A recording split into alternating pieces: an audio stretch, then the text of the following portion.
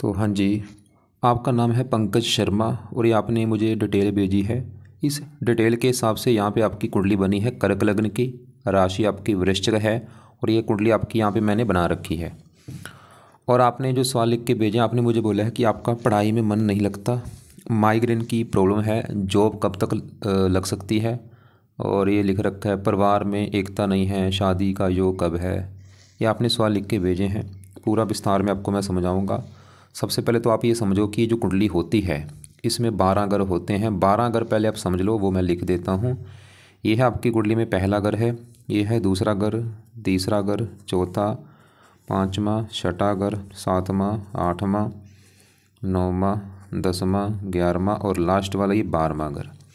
अब ये जो मैंने 12 घर लिखे हैं, इन घरों से आपके जीवन के बारे में कुछ ना कुछ पता किया जाएगा। जैसे कि इस पहले घर से हम पता करेंगे आपका जो शरीर है वो कैसा होगा, हेल्थ कैसी होगी, स्वभाव कैसा। दूसरा घर आपके है धन जोड़ने का, तीसरा घर छोटे भाई बहन, चौथा घर आपकी है माता, मकान, वाहन, पाँचवा घर बच्चों का है, छठा घर शत्रु, रोग, कर्जे का, सातवां घर आपकी पत्नी का, आठवें घर से उम्र देखेंगे, नौवें घर से भाग्य है, 10वां घर काम काज, 11वां घर आमदनी, लाभ, इच्छा पूर्ति और 12वें घर से आपके खर्चे देखे जाएंगे। आपने यहाँ पे मेरी दो बातें नोट करनी है। पहली बात, जो मैंने 12 घर लिखे हैं इनको याद कर लो, और दूसरी बात, इन 12 घरों से जो कुछ देखा जाएगा वो याद कर लो। और अब आप ये देखो कि आपने कुंडली में क्या देखना है, वो घर देख लो। मान लो आपने कामकाज के बारे में जाना आपने, अब कामकाज का जो घर है वो है 10वां घर। 10वें घर से देखा जाएगा आपका कामकाज, और 10वें घर में एक नंबर लिख रखा है, 1 नंबर, एक है मेष राशि और इसका जो मालक बना है वो है मंगल। तो आपके कामकाज के लिए हमें मंगल को देखना पड़ेगा। ऐसे ही अगर आपके धन के बारे में जानना है, दूसरा घर कुंडली में धन का होता है, तो धन के लिए दूसरा घर देखेंगे और दूसरे घर में नंबर लिखा है 5। 5 है सिंह राशि, मालक बना ये सूर्य, तो आपके धन के बारे में सूर्य को देखा जाएगा। तो आपको मेरा भी कहने का मतलब समझ आ चुका है कि जो कुछ देखना है वो घर देखना है और घर का मालक देखा जाता है। अब देखो जी, कुंडली में 9 ग्रह होते हैं। अब सवाल ये है कि कुंडली आपकी है कैसी, अच्छी है या बुरी है। अगर आपको मैं सही बताऊं, आपके ज़्यादा ग्रह मुझे भाई खराब लगे हैं, सीधी सी बात है। अच्छे ग्रह आपके कम हैं, खराब ग्रहों की संख्या है ज़्यादा। कुंडली में कई दोष बने हैं। एक तो आपकी कुंडली में आंशिक काल सर्वदोष बना हुआ है और यहाँ पे चंद्रमा नीच का बैठा है। तो अब देखो जी, ये जो 9 ग्रह हैं, ये अपना जो असर है आपके इन 9 ग्रहों का असर आपके ऊपर हमेशा रहेगा। मतलब जो ग्रह अच्छे हैं आपको अच्छे फल देंगे, जैसे आपको गुरुजल अच्छा है, ये अच्छे फल देगा आपको हमेशा। लेकिन जो ग्रह खराब हैं वो आपको हमेशा खराब फल देंगे। और ये जो ग्रह होते हैं ये अपना असर ज़्यादा अपनी दशा में देते हैं। और सवाल है कि अभी आपके ऊपर दशा किसकी है, तो इन 9 ग्रहों में आपके ऊपर जो सबसे बड़ा अभी असर है जिस ग्रह का, वो है ये शुक्र ग्रह। क्योंकि शुक्र की चली हुई है आपके ऊपर बड़ी महादशा। कब से चली है, ये 21 में चली है आपके ऊपर, ख़त्म होगी जाके 2041 में। तो इसका मतलब ये है कि भाई इन ग्रहों में से आपके ऊपर जो सबसे बड़ा असर है वो शुक्र का है। और शुक्र का सवाल ये है कि असर है कितना, तो ये असर आपके ऊपर है 80%। आपकी अगर 100 में से 80% लाइफ को देखा जाए तो आपके मतलब साथ जो भी कुछ हो रहा है कारण शुक्र है। और बाकी असर होता है 20% जिसकी होती है अंतर्दशा। ये चली हुई है सूर्य की, ये 10वां महीना 24 से चली है, पिछले 4 महीने हो चुके हैं और ये 10वां महीना 25 में ख़त्म होगी। तो मैंने अभी आपको क्या बोला कि 9 ग्रह जो होते हैं है आपके ऊपर देखो जी सभी ग्रहों का असर। ऐसा मत सोचना कि दूसरे ग्रहों का असर नहीं है, असर सभी ग्रहों का है, बस ज़्यादा जो असर है वो शुक्र ग्रह का है। तो अगर आपका शुक्र अच्छा है कुंडली में, फिर तो आपके जीवन में कर देगा अच्छा ही अच्छा। अगर बुरा निकला, बुरा ही बुरा करेगा। तो यहाँ पे अब शुक्र के साथ देखो जी, यहाँ पे पहले मैं शुक्र की बात करेंगे कि शुक्र कुंडली में अच्छा है या बुरा है। अब यहाँ पे बैठे देखो, पहले ये देखो शुक्र कहाँ बैठा है, ये बैठा है आपका पहले घर में। और पहले घर में देखो जी, शुक्र के साथ राहु भी आपको दिख रहा होगा बैठा है, 2 ग्रह आपके बैठे हैं पहले घर में। और आपको मैंने अभी जैसे बोला था कि 12 ग्रहों से कुछ ना कुछ देखा जाता है। जैसे 7वां घर है पत्नी का, 5वां घर बच्चों का, चौथा माता, तीसरा छोटे भाई बहन। ऐसे ही भाई जो पहला घर है ये आपका घर है, मतलब आप जो हैं, आप क्या हैं, आप पंकज हैं, आपका नाम पंकज है। अगर पंकज के बारे में जानना है कि जो पंकज है वो कैसा होगा, पंकज का शरीर कैसा होगा, हेल्थ कैसी होगी, स्वभाव कैसा होगा, रंग रूप कैसा होगा, ये पहला घर देखना पड़ेगा। तो आपके बारे में जानने के लिए पहला घर देखेंगे। और आपको मैंने भी क्या बोला था, घर का मालक देखना है। तो पहले घर में क्या लिखा है, 4 लिखा है भाई, 4 है कर्क राशि, मालक चंद्रमा देखना पड़ेगा क्योंकि घर का मालक देखने हैं। अब तो पहले घर के मालिक चंद्रमा को भी देखना पड़ेगा आपकी हेल्थ स्वभाव के लिए, और पहले घर में आपके जो राहु और शुक्र बैठे हैं इन दोनों को भी देखना पड़ेगा। तो पहले मैं आपके पहले घर के मालिक चंद्रमा की पहले बात कर लेता हूँ।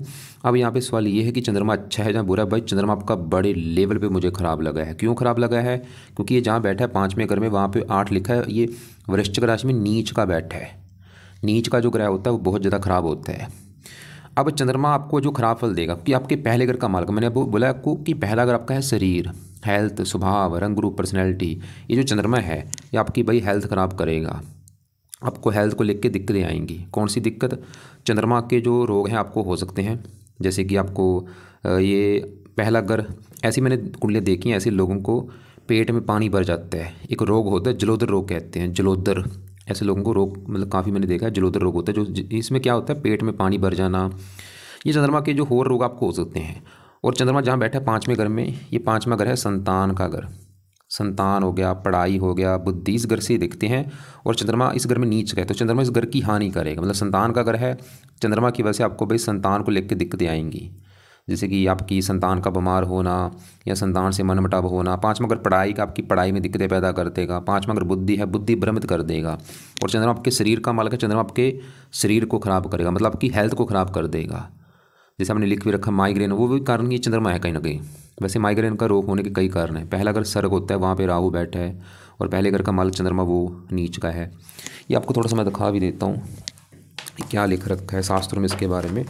आपका देखो जी, पहले घर में 4 कर्क लग्न है, और चंद्रमा है 5वें घर में। यहाँ पे देखो आपका है कर्क लग्न। अब यहाँ पढ़ोगे कि क्या लिख रखा है। लग्नेश चंद्रमा पंचम भाव में नीच राशि का होने पर दिमाग व मन सदैव परेशान रहता है। मतलब इन आपको मतलब मानसिक चिंता भी बहुत ज़्यादा होगी, और दिमागी परेशानी भी आपको आएंगी। बुद्धि परेशान हो जाती है, मन चलायमान रहता है, दिल कमज़ोर रहता है, कभी कभी सोच शक्ति भी मंद बढ़ जाती है, ब्लड प्रेशर, गैस और पेट संबंधी विकार भी संभावना रहती है। मतलब आपको पेट संबंधी भी दिक्कतें आएंगी। जो आपकी संतान होगी वो नीच विचारों की होती है। अब आपको समझ आ चुका है कि चंद्रमा कितना खराब है। अभी देखो थोड़ा बहुत मैंने बताया, क्योंकि अभी आपके देखो जी सभी ग्रह मैंने कवर करने हैं। आपको मैं सिर्फ शॉर्टकट में चीज़ें बताऊंगा, लेकिन आपका हल बताऊंगा कि करना क्या है। क्योंकि आपके देखो जी ग्रह ज़्यादा खराब है। अगर मैं सभी ग्रहों के उपाय बताऊंगा फिर तो हो जाएंगे पाठ पूजा बहुत सारे, लेकिन कुछ पाठ पूजा ऐसे हैं जो आपको करने पड़ेंगे। जिसमें चंद्रमा, इसके तो पाठ पूजा मैं बोलूँगा जरूर करो। कम से कम 3 इसके उपाय जो आपने करने हैं। पहला उपाय है आप भाई चंद कवच का पाठ पढ़ा करो, ये आपकी हेल्थ अच्छी कर देगा।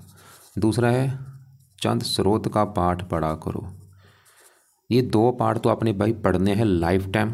अगर पढ़ने आते हैं, नहीं तो इनको ऑडियो लगा के सुना करो रोजाना भाई, सुबह के टाइम। और तीसरा है चंद्रमा के जो देवता हैं वो है शिव जी। तो आप शिव जी की पूजा उपासना करनी शुरू कर दो। मतलब शिव जी का मंदिर जाना शुरू कर दो, या शिव जी के घर पे ही बैठ के शिव जी का जो मंत्र है ओम नमः शिवाय वो जाप कर लो, शिव चालीसा पढ़ लो, ऐसे शिव जी की पूजा उपासना करो। सोमवार को वाइट कपड़े कम यूज़ करो। और तो ये हो गए चंद्रमा के उपाय। फ़ायदा क्या होगा, सवाल ये भी है। चंद्रमा देखो जी अगर आप सही कर ले, आपकी सबसे बड़ी आपको फ़ायदा होगा, आपकी हेल्थ अच्छी रहेगी, आप बीमारियों से बचेंगे, आपको माइग्रेन जो हो रहा है वो सही हो जाएगा, आपको मानसिक चिंता नहीं होगी, संतान का सुख अच्छा मिलेगा। आपकी जो पढ़ाई में दिक्कत आ रही है वो भी कारण चंद्रमा है, क्योंकि 5वां घर पढ़ाई का है। और भी हज़ारों फ़ायदे, क्योंकि ये लग्नेश भी है, लगन दोष बना है, लाइफ में स्ट्रगल कराता है वो नहीं होगा। मतलब यहाँ पे हज़ारों फ़ायदे हैं। ये मैं सोचना कि एक दो फ़ायदा होगा, हज़ारों फ़ायदे अगर ये 3 उपाय आप करते हैं। अब आगे बढ़ते हैं, क्योंकि पहले घर में देखो राहु शुक्र भी बैठे हैं, इनको भी देखना पड़ेगा आपके शरीर, हेल्थ, स्वभाव के लिए, क्योंकि पहले घर में आके बैठे हैं। अब सवाल ये कि राहु अच्छा है या बुरा है। भाई राहु भी आपका बहुत बड़े लेवल पे ख़राब है, और जब कभी आपकी राहु की दशा चलेगी वो आपका जीवन का बुरा समय होगा। अब यहाँ पर मैं राहु की दशा आपको दिखा भी देता हूँ। और दशा आपकी जो चंद्रमा की दशा में भी आपकी हेल्थ ज़्यादा ख़राब होगी। जैसे अभी आपको मैंने बोला है कि आपकी दशा है किसकी, शुक्र की है बड़ी दशा, 21 में चली है, 41 में ख़त्म होगी। और छोटी दशा मैंने बोला सूर्य की है। अब देखो सूर्य के बाद दशा आने वाली चंद्रमा की, ये दशा आपकी 6-10-25 में चलेगी, और 7-6-27 में ख़त्म होगी। ये जो 1-2 साल होंगे भाई, इसमें भी आपकी हेल्थ काफ़ी ख़राब होगी। अभी जो मैंने आपको बुरे फल बोले थे चंद्रमा के, क्या बोला था कि पेट में पानी भर जाना, या मानसिक चिंता होना, या हेल्थ ख़राब होना, चंद्रमा की दशा में दिक्कतें बढ़ेंगी। तो इसी फ़ायदा आपकी भलाई इसी में है कि अभी से इसके पाठ पढ़ने शुरू कर दो, ताकि दशा जो आगे आने वाली वो अच्छी जाए। और राहु की दशा में भी मैंने बोली दिक्कतें बढ़ेंगी। अब राहु की यहाँ पे दशा देखो, ये है 6-8-28 में चलेगी, अभी तो 3-4 साल पड़े हैं, और 31 में ख़त्म होगी। इसमें आपकी दिक्कतें बढ़ेंगी। मतलब आपका राहु भी बहुत ज़्यादा ख़राब है। अब सवाल ये भी है कि राहु मुझे क्यों ख़राब लगा है। राहु खराब होने के भी कई कारण हैं, लेकिन सबसे बड़ा कारण है राहु और केतु आपकी कुंडली में लेके बैठे हैं आंशिक काल सर्प दोष। इधर वाला हिस्सा देखो खाली पड़ा है, सिर्फ चंद्रमा बैठा है, ये आंशिक काल सर्प दोष बना हुआ है। और ये राहु केतु इन उन घरों की हानि करेंगे जहाँ ये बैठे हैं। जैसे केतु कहाँ बैठा है, 7वें घर में, 7वां घर है पत्नी का घर, तो केतु पत्नी संबंधी दिक्कतें पैदा करेगा। और राहु कहाँ बैठा है, पहले घर में, और पहला घर किसका है, पंकज का, ये पंकज को खराब करेगा, मतलब पंकज की हेल्थ खराब कर देगा। पंकज के ये पहला घर देखो जी, मैंने बोला था आपका शरीर है, हेल्थ है, स्वभाव है, सर है, मस्तक है। तो राहु क्या करेगा, आपके सर में दर्द होना, मस्तक में दर्द होना। राहु क्रूर है, आपको क्रोधी बनाएगा, जिद्दी बनाएगा, लड़ाकू बनाएगा, आपको चिंता देगा, आपको डिप्रेशन देगा, आपको लाइफ में स्ट्रगल कराएगा। और राहु की दशा में दिक्कतें कई गुना बढ़ जाएंगे। आज भी राहु बुरे फल दे रहा है आपको, आज भी बुरे फल दे रहा है, लेकिन दशा में बुरे फल बढ़ जाएंगे। राहु की दृष्टियाँ भी हैं, 5वीं दृष्टि पड़ रही है 5वें घर के ऊपर, यहाँ पे नीच राशि। राहु भी 5वें घर को खराब कर देगा, संतान संबंधी चिंता, पढ़ाई में दिक्कतें, बुद्धि भ्रमित। पत्नी घर को देख रहा है, पत्नी संबंधी दिक्कतें, भाग्य की हानि। और राहु के साथ देखो, अब यहाँ पे शुक्र की बात करेंगे। सवाल है, देखो राहु मैंने आपको बोला है खराब होने का एक तो कारण है कुंडली में बना है आंशिक काल सर्प दोष। एक दूसरा कारण राहु खराब होने का कि राहु जहाँ बैठा है पहले घर में, ये यहाँ पे चंद्रमा के घर में बैठा है। ये जो 4 लिखा है चंद्रमा का घर है, और राहु जो है चंद्रमा को अपना दुश्मन मानता है, दुश्मन के घर में जाके बैठा है, इसकी वजह से खराब फल ज़्यादा देखा। अब देखो जी, मतलब राहु का सही होना बहुत ज़रूरी है, क्योंकि ये दोष खत्म हो, क्योंकि आपको मैंने भाई पहले बता दिया आपके ग्रह ज़्यादा खराब है। अगर आपको लाइफ में चेंज लाना है, आपको जो मैं पाठ पूजा बताऊंगा वो करने पड़ेंगे, क्योंकि सभी ग्रहों के पाठ पूजा करोगे तो फिर तो पाठ पूजा हो जाएंगे ज़्यादा। तो कुछ पाठ पूजा तो करनी पड़ेगी, जैसे चंद्रमा के पाठ पूजा वो तो करने ही करने हैं। अब यहाँ पे साथ में शुक्र की बात करते हैं, क्योंकि आपके ऊपर शुक्र की बड़ी दशा चली हुई है, ये भी जानना जरूरी है कि शुक्र अच्छा जब बुरा है। देखो जी, शुक्र सवाल की अच्छा जब बुरा है, शुक्र है तो अच्छा आपका, मैंने क्या बोला, शुक्र है बहुत अच्छा, लेकिन गड़बड़ हो चुकी है। गड़बड़ क्या है, शुक्र जो है ये यहाँ पे राहु के साथ बैठा है, और यहाँ पे दोष बना है लंपट दोष। और दूसरा कारण शुक्र अस्त बैठा है, मतलब शुक्र आपका 2 कारणों से थोड़ा सा खराब हो चुका है। एक तो अस्त है, ऊपर से राहु के साथ बैठा है। अब शुक्र ने पहले समझो अच्छे फल देने के आते, शुक्र बैठ इस कुंडली में इस घर का मालक है चौथे घर का, और इस घर का 11वें घर, मतलब चौथा घर जो है ये शुक्र का घर है। चौथे घर में देखो 7 लिखा है, तुला राशि, माल शुक्र। और चौथा घर आपकी है माता, मकान, वाहन, मतलब शुक्र ये दिखा रहा है कि आपको लाइफ में माता, मकान, वाहन, जमीन, जायदाद इनका सुख अच्छा मिलेगा। लेकिन अब राहु के साथ बैठ चुका है तो इनको लेके आपको दिक्कतें आएंगी। मतलब आपको शुक्र राहु के साथ बैठा है तो आपको माता, मकान, वाहन, जमीन, जायदाद, नौकर चाकरी, इसको लेकर दिक्कतें परेशानियाँ आएंगी। अब ऐसी शुक्र इस घर का मालक है 11वें घर का, 11वें घर में 2 लिखा है, मालो शुक्र। 11वां घर आमदनी, लाभ, इच्छा पूर्ति। शुक्र तो ये दिखा रहा है कि आपकी आमदनी अच्छी होगी, आपको लाभ होगा, इच्छाएं पूरी होंगी। लेकिन राहु के साथ बैठा है तो इसमें ये दिक्कतें आएंगी, मतलब आपकी इनकम को लेकर दिक्कत आएगी, काम काज में लाभ नहीं होगा, प्रॉफिट नहीं होगा, काम काज में दिक्कतें। मतलब शुक्र बेचारा अच्छा था, बस बिड़ तो हो चुका राहु के साथ बैठ के, और ऊपर से अस्त है। तो यहाँ पे भाई शुक्र के उपाय तो आपको लिए बहुत ज़रूरी हैं, मतलब शुक्र के उपाय करने ही करने, जो मर्जी हो जाए। क्यों करने हैं, क्योंकि आपके जीवन के ऊपर शुक्र का बड़ा असर है। शुक्र अगर आपने अच्छा कर लिया, आपके काम काज की जो दिक्कतें हैं वो दूर होंगी, नौकरी आपको मिलेगी, काम काज में लाभ होगा, प्रॉफिट होगा, माता, मकान, वाहन के लिए अच्छा है, और भी कई फायदे। पत्नी के लिए अच्छा है, क्योंकि शुक्र पत्नी का कारक है, राहु के साथ बैठा है, पत्नी वाली दिक्कतें आएंगी, विवाह में दिक्कतें। और एक और बात, पहले घर में जब राहु शुक्र बैठे हैं आपके, ये आपको भाई आप में आपकी जो काम वासना है बहुत ज़्यादा बढ़ेगी। आप मतलब लड़कियों के पीछे भागने वाले होंगे, लड़की बाज होंगे आप बहुत ज़्यादा, लड़कियों से संबंध बनाएंगे, और गंदे ख्याल आपके ज़्यादा आएंगे आपके मन में, सेक्स के वाले ख्याल बोझ रहा होंगे, ये चीज़ें बोझ रहा होगी, आपकी काम वासना बोझ रहा होगी, ज़्यादा गंदी फिल्में देखने वाले होंगे आप तो, और लड़कियों के पीछे भागने वाले होंगे, और लड़की के आपके फंसने के भी जो होंगे। इसलिए भाई लड़कियों से दूरी बना के रखो, क्योंकि फंसने के जो होगा आप फंसेंगे लड़की के द्वारा, तो इसलिए भाई लड़कियों से दूरी बना के रखो। अब यहाँ पे सवाल है कि ये किया क्या जाए कि ये दोष खत्म हो जाए, शुक्र अच्छा हो जाए और राहु अच्छा हो जाए। तो शुक्र के जो उपाय हैं पहले वो लिखो। अब शुक्र के जो उपाय हैं 4, 5, 6 उपाय हैं, सभी को आपको मैं बता देता हूँ। पहला उपाय है आप शुक्र का मंत्र याद किया करो।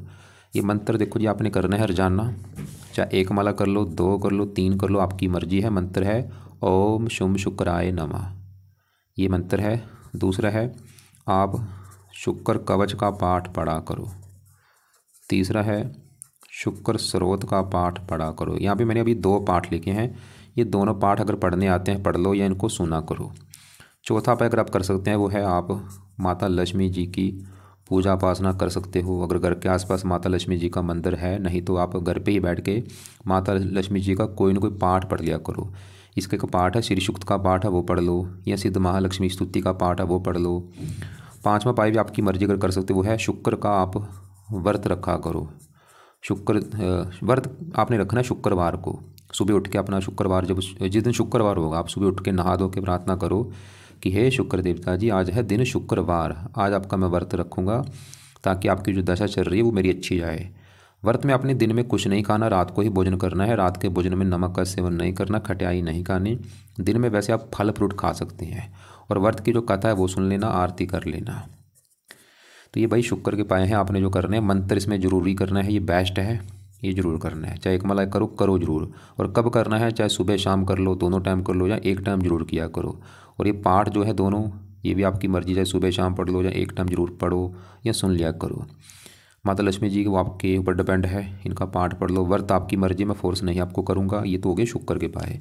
अब यहाँ पे सवाल है कि राहु को कैसे सही करना है, तो राहु की भी बात कर लेते हैं। तो राहु क्योंकि दोष बना है वही काल सदोष बना है, आंशिक काल सदोष बना है। तो राहु का जो पहला उपाय है वो है आप राहु का दान किया करो। दान क्या होता है राहु का, आपको मैं वीडियो भेज दूंगा, उसको देख लेना। वैसे इसका सबसे बेस्ट एक दान है सतनाजा। 7 प्रकार के नाज पंछियों को जरूर डाला करो, और इस सतनाजे की भी वीडियो आपको मैं भेज दूंगा। दूसरा उपाय है राहु जो है शिव जी का भक्त है, तो आप शिव जी की पूजा वासना अगर करते हैं उससे भी राहु अच्छा होगा। अब शिव जी के लिए क्या करना है, जैसे मैंने यहाँ पे बोला था। अब देखो शिव जी पूजा वासना आपका चंद्रमा भी अच्छा हो रहा है भाई, और राहु भी अच्छा होगा, 2 ग्रह अच्छे हो जाएंगे। तो रोजाना शिव जी के मंदिर जाना शुरू कर दो।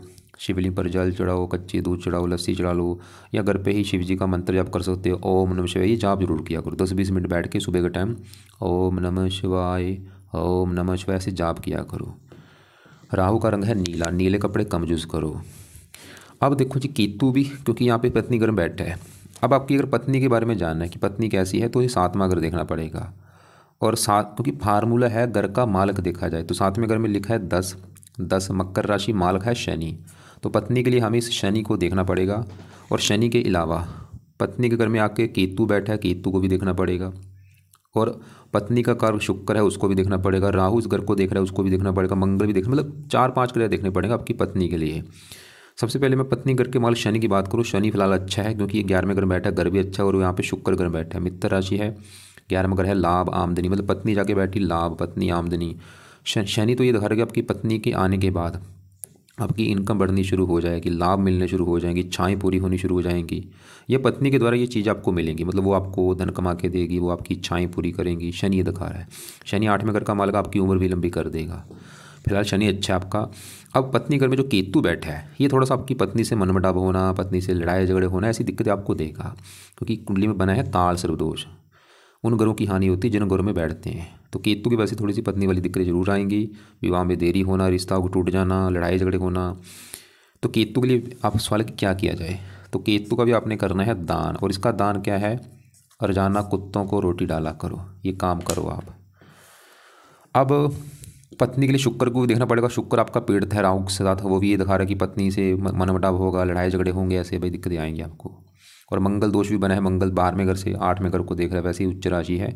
फिर भी थोड़ा सा मतलब आपकी पत्नी वाली दिक्कतें आने का कारण एक तो है 7वें घर में केतु का बैठना, दूसरा है शुक्र का राहु के साथ बैठना, और राहु का 7वें घर को देखना। 2-3 कारण हैं पत्नी वाली दिक्कतें आएंगी। और यहाँ पे शनि के साथ जो गुरु बैठा है ये फिलहाल अच्छा है। गुरु इस घर का मालक है 9वें घर का, 9वें घर से भाग्य देखा जाता है। भाग्य 9वें घर से 9वें घर में 12 लिखा है, मालक गुरु। भाग्य आमदनी घर में बैठा है। भाग्य में से आपको वैसे गुरु धन देता रहेगा, लाभ देता रहेगा, इच्छाएं पूरी करता रहेगा। 5वीं दृष्टि यहाँ पे है, 7वीं यहाँ पे। वैसे ये संतान के लिए अच्छा है, गुरु पढ़ाई के लिए अच्छा है। अब आपके देखो जी बचे हैं यहाँ पे 12वें घर में मंगल, बुध और सूर्य। पहले समझो ये 12वां घर जो है ये घर खराब घर होता है 12वां घर, क्योंकि इस घर से खर्चा, हानि, दान, दंड, हॉस्पिटल, पागल खाना ऐसी खराब चीज़ देखते हैं। इस घर में बैठा ग्रह अच्छे फल नहीं देता, अगर एक योग होता है। अब यहाँ पे पहले मैं मंगल की बात करूँ, सवाल कि मंगल अच्छा है जब बुरा है, तो मंगल आपका भाई मुझे अच्छा नहीं लगा। 2-3 कारण है। पहला कारण एक तो मंगल आपका बैठा है 12वें घर में, खराब घर में। ऊपर से यहाँ पे जो 3 लिखा है ये बुध का घर है, और मंगल जो है बुध को अपना दुश्मन मानता है। दुश्मन के घर में जाके मंगल बैठा है, ऊपर से मंगल अस्त भी बैठा है, मृत अवस्था में है। तो मंगल क्या दिक्कतें देगा आपको, सवाल ये है। मंगल जिन घरों का मालक है उन घरों को लेकर दिक्कतें आएंगी।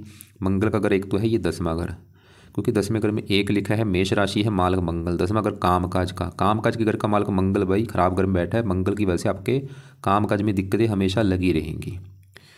जैसे आपने लिख भी रखा है नौकरी कब लगेगी, नहीं लग रही, मंगल भी कारण है कहीं ना कहीं, लेकिन मंगल एक शर्त पे अच्छे फल दे देगा। ये 12वां ग्रह है विदेश का घर। अगर आप मतलब विदेश में जाके काम करते हैं वहाँ पे फ़ायदा दे देगा आपको। और विदेश का मतलब ये नहीं कि आप कहीं दूसरी कंट्री में जाएंगे, मतलब हो भी सकता है। विदेश का मतलब ये है चाहे दूसरी कंट्री में चले जाओ, चाहे अपने ही देश में कहीं दूर चले जाओ, तो मंगल आपको फ़ायदा देगा। जैसे आपने लिख रखा काला आम में आपका जन्म हुआ है, काले आम से आप दूर जाते हैं, चाहे आप मान लो वहाँ से कहीं दिल्ली में चले जाओ या महाराष्ट्र में चले जाओ, मतलब वहाँ से दूर चले के मंगल फिर आपको बुरा फल ज़रा नहीं देगा। और मंगल इस 5वें घर का माल का, जहाँ पे 8 लिखा माल का मंगल है, 5वां घर संतान का, मंगल की वजह से थोड़ी बहुत संतान में दिक्कत आना, पढ़ाई में दिक्कत आना। तो यहाँ पे सवाल कि मंगल के लिए क्या किया जाए। वैसे तो मंगल के पाठ पूजा है ज़्यादा, लेकिन एक उपाय मैं बता देता हूँ, वो है आप हनुमान जी की पूजा उपासना करो। और हनुमान जी की पूजा उपासना से आपके भाई 3 ग्रह अच्छे हो जाएंगे। एक तो मंगल अच्छा होगा, और मंगल अच्छा हो गया काम काज जो बड़ी दिक्कतें दूर होंगी, और ये संतान घर का मालिक उसके लिए अच्छा है। और हनुमान जी की पूजा उपासना आपका राहु भी अच्छा होगा, ये जो दोष बना वो भी सही रहेगा, शनि अच्छा होता है। अब हनुमान जी की पूजा उपासना क्या करो, आपने लिख रखा था आप हनुमान जी की पूजा उपासना करते हैं, हनुमान चालीसा पढ़ते हैं, अच्छी बात है, लेकिन कोशिश करो पाठ चेंज किया करो। आज मान लो हनुमान चालीसा पढ़ा है, कल बजरंग बन पढ़ लो, कभी संकट मोचन पढ़ लो, और सुबह शाम पाठ पढ़ो, सुबह भी पढ़ो शाम को भी पढ़ो, हनुमान जी के मंदिर जाना शुरू कर दो। और कभी हनुमान जी का जो मंत्र है ओम हण हनुमते नमः वो याद कर लिया करो, ऐसे किया करो।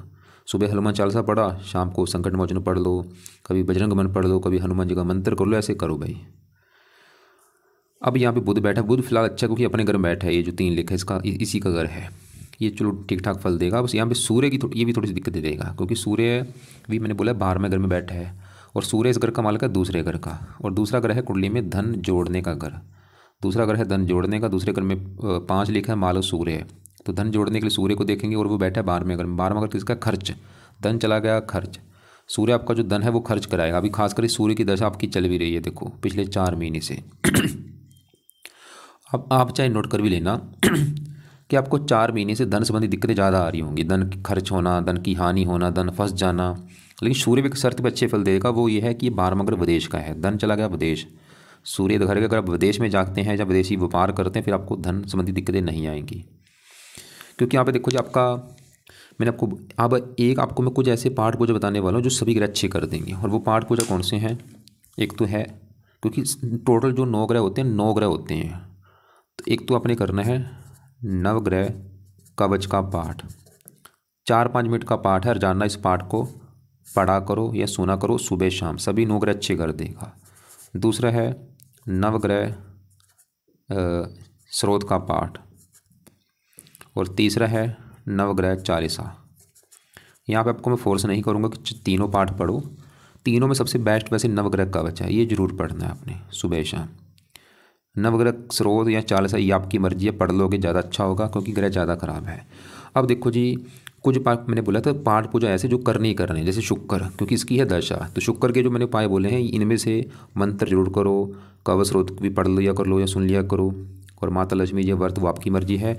और चंद्रमा के भी पाठ बहुत ज़रूरी हैं, दोनों ये जो पाठ मैंने बोले हैं वो पढ़ने हैं या सुनने हैं। और शिव जी की पूजा उपासना, शिव जी से आपका राहु भी अच्छा हो रहा है।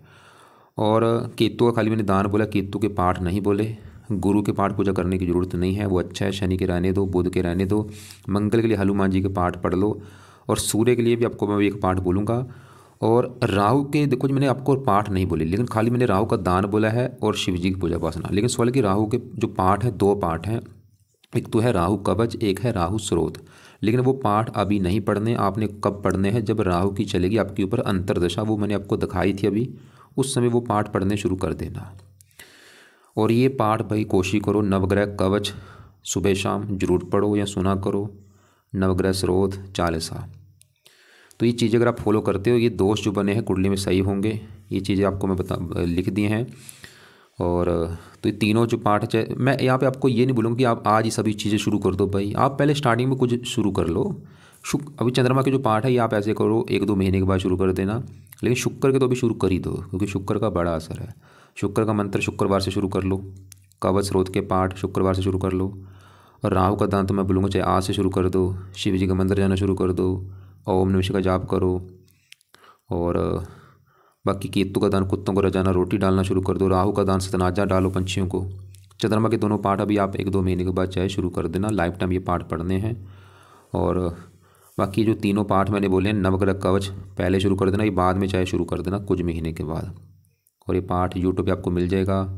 हनुमान जी का आप कर ही रहे हैं, वो आपको मैंने बोला। मतलब आपको देखो 24 घंटे होते हैं भाई, 24 घंटे में आपने 1 घंटा सुबह, 1 घंटा शाम, ये भगवान के नाम निकालना शुरू कर दो अगर लाइफ में आगे बढ़ना है, लाइफ में सफल होना है।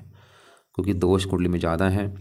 और बाकी विवाह में दिक्कतें ज़रूर आपकी आएंगी। हाँ, अगर आपकी पत्नी जिससे आपका विवाह होगा उसकी कुंडली अच्छी निकली, फिर दिक्कतें ज़्यादा नहीं आएंगी। एक और आपके जो सवाल है मैं दोबारा देख लेता हूँ। आपने एक तो मुझे लिख के भेजा है कि पढ़ाई में मन नहीं लगता है। 5 में अगर पढ़ाई का घर में चंद्रमा नीच का बैठा है तो चंद्रमा के देवता शिव जी की पूजा उपासना करो, चंद्रमा के दोनों पाठ पढ़ो। और 5वें घर का मालक मंगल वो 12वें घर में, हनुमान जी का पाठ करो, इससे आपकी पढ़ाई वाली दिक्कतें दूर होंगी। राहु भी इस घर की हानि कर रहा है, राहु का दान करो। और माइग्रेन की दिक्कत, क्योंकि पहला अगर सर होता है वहाँ पर राहु की वजह से ये दिक्कत आ रही है, राहु का दान करो, शिव जी की पूजा उपासना करो और चंद्रमा के पाठ पढ़ो, उससे आपकी दिक्कत दूर होगी। जॉब कब तक लगेगी, ये पाठ पूजा करो, अपने आप आपकी जो दोष बने वो सही होंगे, जॉब लग जाएगी आपको। ज़मीन पे विषवाद है, ये समझ नहीं आया मुझे। और हाँ, चौथा अगर ज़मीन जायदाद का उसका माल शुक्र है, शुक्र का पाठ पूजा करोगे ज़मीन जायदाद का सुख अच्छा मिलेगा, माता का सुख अच्छा, इनकम में बढ़ेगी, लाभ होंगे। शादी का योग ये कब है, ये इसके बाद चंद्रमा की दशा है, ये बता पाना तो मुश्किल है। लेकिन विवाह में देरी होने के काफ़ी योग दिख रहे हैं कि आपका जो विवाह हो देरी से होगा। और विवाह हो भी गया तो दिक्कतें आपकी आएंगी, पति पत्नी में लड़ाई झगड़े होना। हाँ, अगर आप मैंने बोला पाठ पूजा करते हैं फिर भाई आपके दोष खत्म होंगे। और बाकी कर्म अच्छे करो, ईमानदार बनो, बेईमानी से बचो। और ये पाठ पूजा में देखो जी, अंडे खाने से बचना है, मीट खाने से बचना है, शराब पीने से बचनी है, बेईमानी करने से बचना है, सिगरेट होगा, तंबाकू होगा, इन चीज़ों से बचना है, तभी आपको फ़ायदे होंगे। और बाकी उम्मीद करता हूँ आपको जो मैंने समझाया समझ आ चुका होगा। आपने बोला वाइट जरकन पहन रखा है, ठीक है वो पहन सकते हो, शुक्र का रत्न है पहन सकते हो, लेकिन इसके साथ दूसरे रत्न सोच समझ के दान करना। कोई मोती धारण बिल्कुल नहीं करना, गोबंद धारण नहीं करना, कि लहसुनिया धारण का भी मत करना। बुध का, सूर्य, मंगल के रत्न धारण नहीं होंगे। पुखराज कर सकते हो लेकिन वो अभी रहने दो, कभी दशा होगी उसमें कर लेना।